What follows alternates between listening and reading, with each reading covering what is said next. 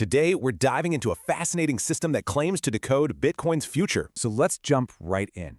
Imagine Bitcoin's chart shows a huge contradiction, puzzling absolutely everyone. The long-term view is screaming danger, but the short-term chart looks incredibly bullish. So what's really going on? Well, this analysis suggests we're looking at the charts all wrong. It's not just math, you see. The core idea here is simple. The market has a memory. Every single price move leaves a footprint. And these footprints create a really powerful force, something called the law of return. It's a three-step dance. An anchor forms, the price moves away, and then it gets pulled right back. So how do you actually track this? The system uses this awesome military analogy, the EMA squadron. First up, you've got the satellite. Think of it as your eye in the sky, the big picture mission. Then you have the drones. They give you the tactical view, measuring the trend's strength and direction. And finally, you've got the soldiers. These are your frontline troops giving you immediate action signals. And the golden rule is simple. The soldiers must always align with the satellite's orders. No exceptions. You know, having the right tools is only half the battle.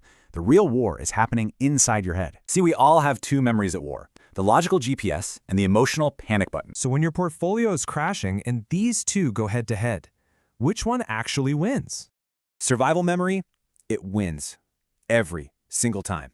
Raw panic just completely overrides your plan. And the result of that internal conflict? Well, it leads to a pretty staggering number. A whopping 80% of investors lose money. Why? Because primal fear totally overrules their cold logic. Okay, with that in mind, let's go back to our initial puzzle, those conflicting chart signals. This system forces us to ask, what if that optimistic pattern isn't an opportunity at all? The verdict from this analysis?